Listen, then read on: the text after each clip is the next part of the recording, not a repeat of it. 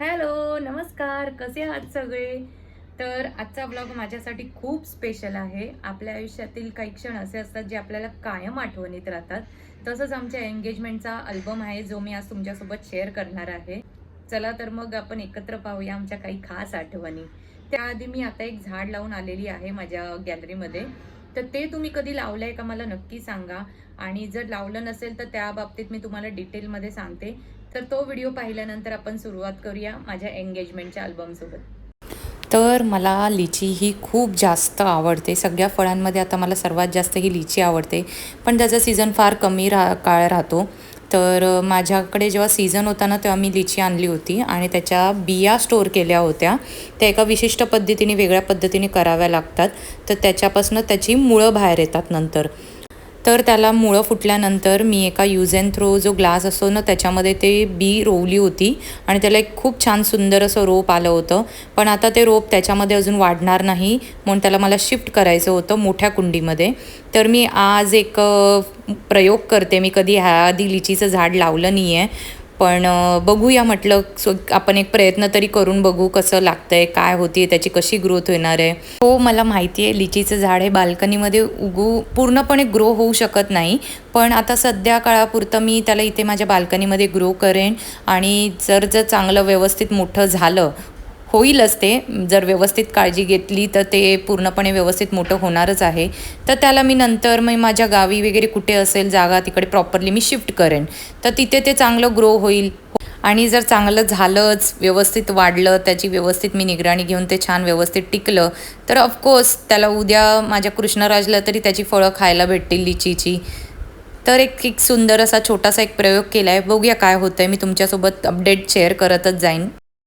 तर हा आहे आमच्या साखरपुड्याचा album, ring ceremony on 11/11/2018. 11 November 2018ला आमचा साखरपुडा झाला आणि 1 महिन्याने लगेच आमचं लग्न होतं. 26/12/2018ला लग्न झालं. तर ह्या क्षणांचे काही खास फोटोज आहेत जे मला तुमच्यासोबत शेअर करायचे आहेत.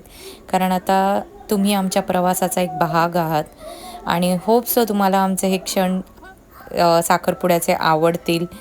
तर तुमच्याही चेहऱ्यावर काही हसू आणतील मे बी. तर हे काही असे फोटोज काढले होते फोटोग्राफरने आणि आमचं लव्ह मॅरेज आहे. त्याचीही स्टोरी मी तुम्हाला कधीतरी नक्की सांगेन, तुमच्यासोबत नक्की शेअर करेन. तर इथे साखरपुड्याच्या दिवशी जी पूजा केली जाते विडे मांडून, तर ती करायला माझे सासू-सासरे आणि माझ्या साईडून माझा मामा आणि मोठा मामा आणि मामी बसले होते. कारण माझे वडील नाही आहेत मला, तर त्यामुळे वडिलांच्या जागी मला माझा मामाच आहे. त्यामुळे मग तो बसला होता आणि हे माझे सासू-सासरे आहेत. आणि हे आहेत माझे अहो मिस्टर रोहन रमेश बेलवलकर. आणि मला तुम्हाला माझ्या एंगेजमेंटचा एक किस्सा शेअर करायचा आहे. तर ज्या दिवशी एंगेजमेंट होती ना, संध्याकाळी इव्हनिंगला होती आमची एंगेजमेंट आणि मी मेकअप आर्टिस्टला बोलवलं होतं आणि मेकअप करायला तिने घेतला होता. मी रेडी होती, साडी वगैरे नेसून सगळं केलेलं रेडी मी आणि तिने ना मेकअपच करायला वेळ केला भरपूर. आणि मला मग नंतर एंगेजमेंटचा जो टाईम होता, आम्हाला जायला पाहिजे होतं ज्या टायमिंगमध्ये हॉलमध्ये, त्यावेळेत आम्ही पोचलोच नाही.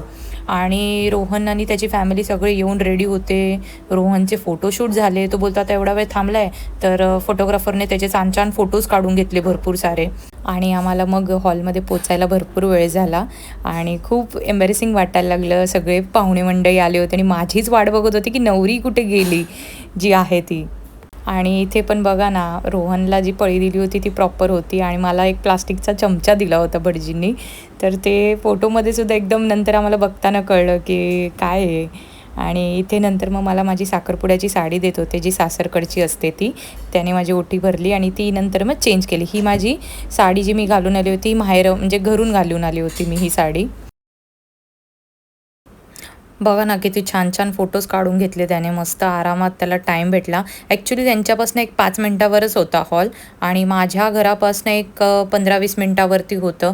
त्यामुळे ते लवकर पोचले, टायमामध्ये पोचले. आणि मुलांची कायच तयारी असणार आहे. मुलींना मेकअप करायचा आहे, साडी नेसायची आहे, हेअर ॲसेसरीज, काहीतरी हेअरस्टाईल करायला लागते. तर त्यामुळे मग उशीर झालाच मेकअप करण्यामध्ये. आणि फर्स्ट टाईमच आपण करतो, ह्या सगळ्या गोष्टी आपल्याला कल्पना नसते.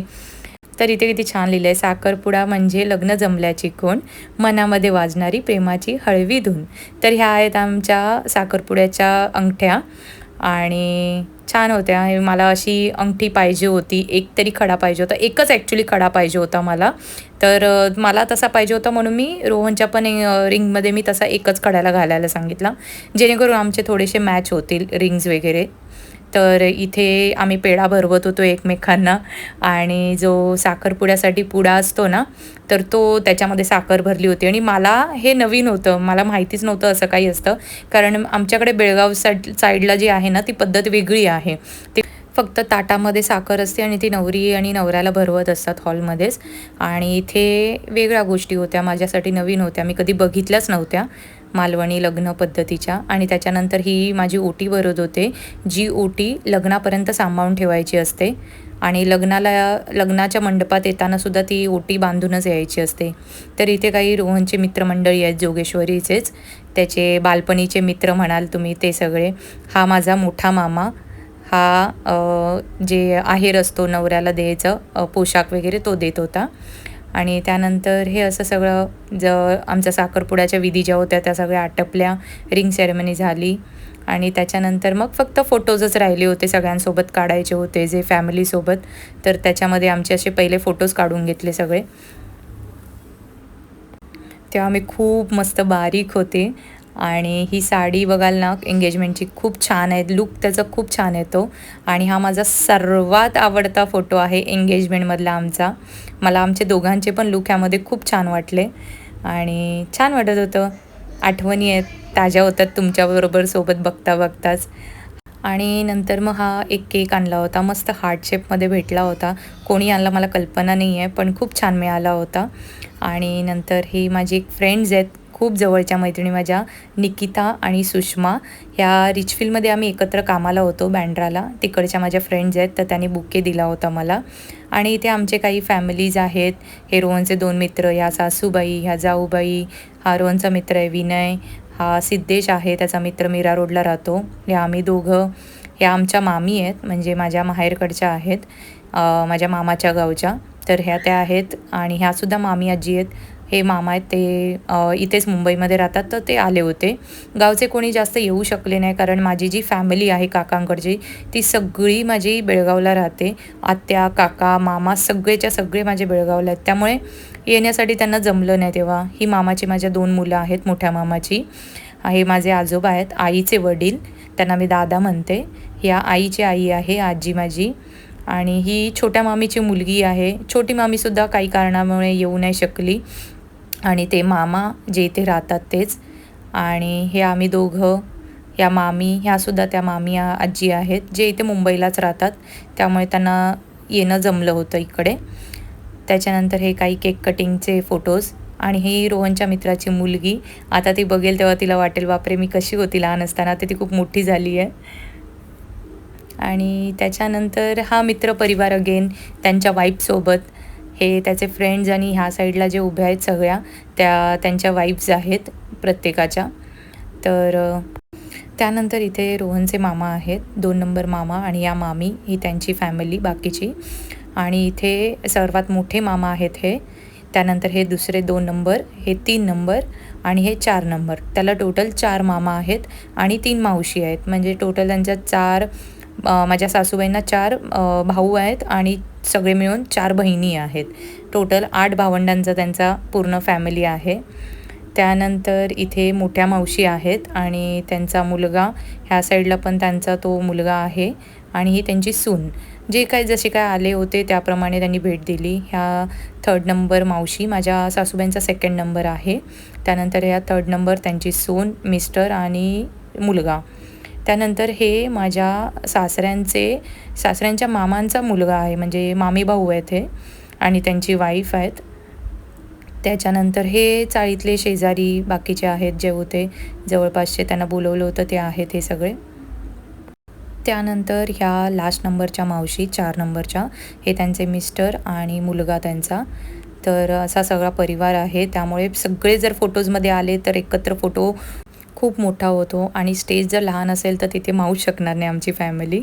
त्यानंतर इथे माझी आजी आणि माझे आजोबा, ज्यांना मी दादा म्हणते, माझ्या आईचे आई-वडील आहेत. त्यानंतर ही माझी इकडे मम्मी आहे, माझी आई. हे शेजारचे आहेत. इकडे माझ्या सासऱ्यांचे सख्खे चुलत भाऊ आहेत, जे जयसिंगपूर कोल्हापूरला राहतात. आणि माझ्या बाजूला जे आहेत ते माझ्या सासऱ्यांचे भाचे आहेत. ते इथे मुंबईला काळा चौकीला राहतात. इथे या फोटोमध्ये ज्या आजी आहेत त्या माझ्या सासूबाईंच्या आई आहेत आणि त्या खूप जास्त वयाच्या होत्या, म्हणजे आत्ता गेल्या वर्षीच वारल्या. 95 अप त्यांचं एज होतं. ती ह्यांची मामा आहेत बाकीचे आणि त्यांची फॅमिली, वाईफ आणि त्यांची मुलं आहेत, असे सगळीकडे कुटुंब. त्यानंतर इथे खाली ह्या फोटोमध्ये ही सर्व माझी फॅमिली आहे. इथे आम्ही दोघं आहोत. माझ्या बाजूला इथे माझा मोठा मामा, माझी मामी आहे. ही त्यांची 2 मुलं, जुळी मुलं आहेत. ही माझी आजी, आजोबा, माझी आई. त्यानंतर छोट्या मामीची ही मुलगी आहे. त्यानंतर इथे माझी ही सख्खी बहीण आहे, जी हैदराबादला असते, आणि हे जीजू. त्यानंतर इथे आम्ही दोघं आहोत. हे माझे दीर आहेत, जे इथे डोंबिवलीला असतात मुंबईला. या माझ्या जाऊबाई, ह्या काकी, रोहनच्या काकी. त्यानंतर हे सासूबाई आहेत. हे जे सांगितले जयसिंगपूरचे दादा आणि माझे सासरे. असा आमचा हा परिवार आहे. त्यानंतर इथे असे साईडला त्याने जे आमचे फोटोज काढले होते ते असे लावलेत आणि मध्ये फॅमिलीचे फोटोज जे होते ते ठेवलेत त्याने. छान केलं आहे अल्बम. आणि त्यानंतर इथे हे म्हणजे आई-वडिलांचा आशीर्वाद घेताना फोटो आहे. तर इथे सगळ्यांचे सेपरेट फोटो जे काढले सासू-सासऱ्यांसोबत ते आहेत. इथे माझे जाऊ आणि दीर आहेत, जे इथे डोंबिवली शहरामध्ये स्थायिक आहेत. आणि हे दोघंच भावंडं आहेत. ह्यांना बहीण नाही आहे, म्हणजे मला नणंद नाही आहे. माझ्या चुलत नणंदा आहेत. तर इथे पुढे मी दाखवते. तर ह्या ज्या रोहनच्या आत्यांच्या मुली आहेत, ह्या जोगेश्वरीलाच असतात. हे त्यांचे बाजूचे मिस्टर. आणि ह्या स्थायिक आहेत पवईला, हे त्यांचे मिस्टर. आणि त्यांच्या मुली आहेत ह्या बाकीच्या. त्यानंतर इथे आमच्यासोबत, आमच्या फोटोशूटसोबत ह्यांनी बाजी मारली. तर छान फोटो आला आहे हा त्यांचा, खूप मस्त वाटतो. आणि पुढे इथे मग तोच अगेन फोटो आहे आमच्या फॅमिलीसोबतचा, जे जयसिंगपूरचे दादा आले होते त्यांच्यासोबत. आणि नंतर इथे रोहनच्या ज्या काकी आहेत त्यांची मुलगी आहे ही, म्हणजे माझ्या नणंदा आहेत या दोघी. आणि मोठी जी आहे त्या वारल्या आहेत. तर 3 बहिणी आहेत, म्हणजे 3 नणंदा आहेत मला. तर हे त्यांचे मिस्टर आहेत, मुलगा, हे असे सगळे रोहनचे भाचे आहेत म्हणजे. तर असा सर्व परिवार आहे. आणि हे सर्व इथे मुंबईमध्येच स्थायिक आहेत. माझीच फॅमिली फक्त बेळगावला आहे. त्यानंतर हे असे खूप छान फोटोज काढलेले आहेत, जे एंडिंगला आहेत. हा पण मला फोटो फार आवडला आहे. 2च फोटो मला जास्तीत जास्त आवडले. तो पहिला दाखवला आणि हा एक. त्यानंतर ही जी एक मेहंदी आहे ती मी अशी बेसिकशीच एका मुलीकडनं काढून घेतली होती. पण नवऱ्याचं प्रेम बघा किती आलं आहे. माझी लग्नाची सुद्धा मेहंदी अशीच कलर आला होता, खूप जास्त डार्क आला होता. आणि ही एंगेजमेंटची पण होती, त्यासुद्धा खूप जास्त कलर आला होता मेहंदीला. सगळे बोलत होते की अरे बापरे, किती प्रेम आहे नवऱ्याचं, छान. आणि लास्टला हा एक माझा असा फोटो जो मला खूप आवडला आहे. मला ॲक्च्युअलमध्ये माझा मेकअप अजिबात आवडला नव्हता, कारण तो माझ्या शेडपेक्षा एक थोडा टोन डार्क होता. आणि त्यामुळे मला टेन्शन होतं की माझे फोटोज कसे येतील, काय होईल, असं वाटलं होतं. पण हा फोटोज खूप छान आला होता. लाईट्समुळे ॲक्च्युली फरक पडतो.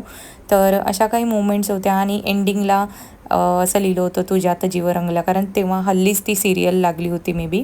आणि इथे ह्या फोटोमध्ये रोहनचा चेहरा बिघडला होता आणि इथे माझा पण ठीक आहे. त्याच्यानंतर आम्ही जेव्हा लग्नाचं अल्बम होता त्यामध्ये आमचे खूप छान फोटोज आहेत. सो आमच्या साखरपुड्याचा अल्बम बघता होपसो तुम्हाला सुद्धा तुमच्या साखरपुड्याच्या आठवणी ताज्या झाल्या असतील. तर कसे वाटले तुम्हाला आमच्या साखरपुड्याचे फोटोज, मला कमेंटमध्ये नक्की सांगा. आणि आजचा ब्लॉग जर तुम्हाला आवडला असेल तर लाईक करा, शेअर करा. आणि माझ्या चॅनल श्री सखीला अजून सबस्क्राईब केलं नसेल तर नक्की सबस्क्राईब करा. तर भेटूया उद्याच्या ब्लॉगमध्ये. तोपर्यंत टाटा, बाय बाय.